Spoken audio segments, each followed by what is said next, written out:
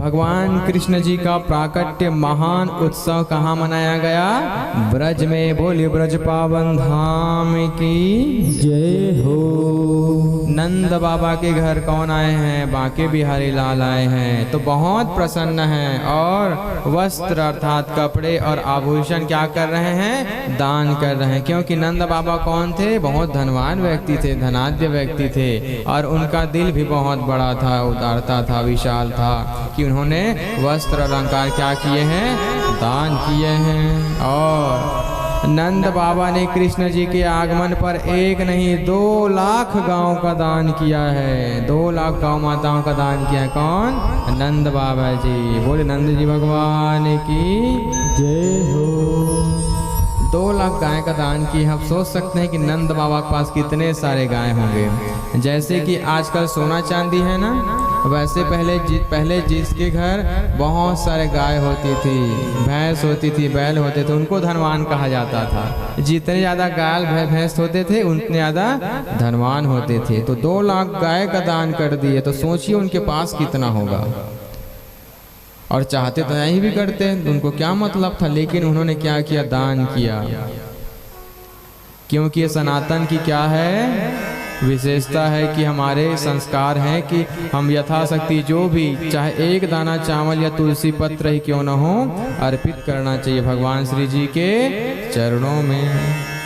कुछ लोग बोलते होंगे, आप लोग नहीं बोलते, महाराज लोग हमेशा दान के बारे में बात करते रहते हैं, लेकिन वो दान 1 बूंद जल का भी कर सकते हैं आप, 1 रुपये सिक्के का कर सकते हैं आप। अब ज़्यादा कुछ नहीं तो आप भगवान के चरणों का क्या ले सकते हैं? चरण स्पर्श करके अपने आप को क्या कर सकते हैं? पावन बना सकते हैं, पुण्य कर्म में वृद्धि कर सकते हैं। और श्रीमद जी की तो विशेष महिमा। भारतीय सनातन संस्कृति में 18 महापुराण की चर्चा है। 18वां श्रीमद् भागवत है। और देखिए बाकी सब पुराण हैं, लेकिन श्रीमद् शब्द कहाँ जुड़ा हुआ है? भगवत जी में जुड़ा हुआ है। श्रीमद् शब्द से अलंकृत करने वाला अगर कोई पुराण है तो कौन है? श्रीमद् भागवत महापुराण है। और महापुराण की क्या दी गई है? संज्ञा दी गई है। बोली श्रीमद् भागवत महापुराण की जय। जय हो। अब देखिए हम लोग क्या करते हैं आजकल, किनके घर गाय माता है, गौ माता है? बताइए, हाथ उठाएं। और बाकी के घर भी, आप लोगों के घर नहीं है? गाय नहीं है लेकिन दही बहुत खाते हो आप। मन है कब तक खाओ? अभी बेचारा मन पाले बंद कर दी, कैसे करूं बताओ? तो सभी माताओं से आग्रह, देवी देवताओं से आग्रह कि गाय कम से कम 1 अवश्य रखें यथाशक्ति। अब इसका मतलब ये नहीं है कि महाराज हमारे घर गाय है करके हाथ उठाते और पता चला थे बारिश के दिन में पूरा दूसरा मन घर जाके पूरा कीचड़ फैला हुआ था। दूध दूहत ले रखा थे, दूहे के बाद खेदे थे, भगा दिए थे, गर्मी में दे घुमा थे गाय मन। तो ऐसा रखाई भी का रखाइए भाई, रखना है तो भगवान देवी देवता निवास करते हैं, ऐसे गौ माताओं को क्या करना चाहिए? सम्मान करना चाहिए। हम लोग जिन माता जी के यहाँ रहते हैं बता रहे हैं कि महाराज हमारे घर 30 टन गाय बैल भैंस मन है, भैंस गाय बछिया बछड़ा सब 30 टन। अब चाहती तो मन बेच नहीं देती, लेकिन नहीं बेचे। का बड़ा अलग कर वो बछड़ा गाय से। मतलब ये है कि आप अपने सामर्थ्य के हिसाब से कम 1 ठो तो पाल सकते हो आप मन।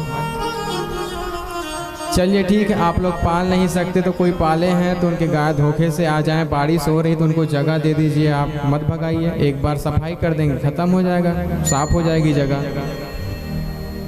ये नहीं कि डंडे से पीट रहे हैं, इतना पीटते हैं गाय माता को कुछ लोग कि खून निकलता है उनके रक्त।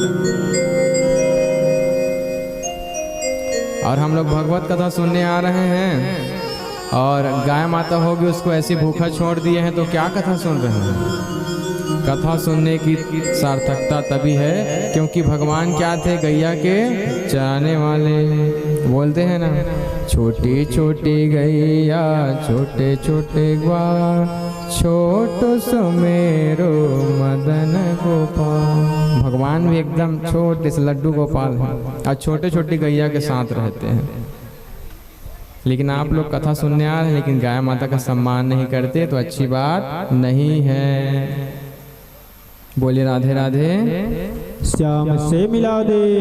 गाय माता का हमेशा सम्मान करें। नंद जी महाराज ने 2 लाख गायों का दान कर दिया है और नंद बाबा को याद आया कि मैं तो मथुरा के राजा कंस को कर देना भूल गया हूँ। कर लगान कर देना भूल गया हूँ। आप लोग आजकल पंचायत और सरकार को देते हैं, पहले राजा महाराजा को दिया जाता था। और वहाँ के राजा कौन थे जी? मथुरा के कंस थे। कंस बहुत अत्याचारी था। अपने जो प्रजा होते थे उन पे क्या करता था? बहुत अत्याचार करता था। अब देखिए, अब नंद बाबा को याद आया राजा को कर भी देना है, भूल गए। अब देखिए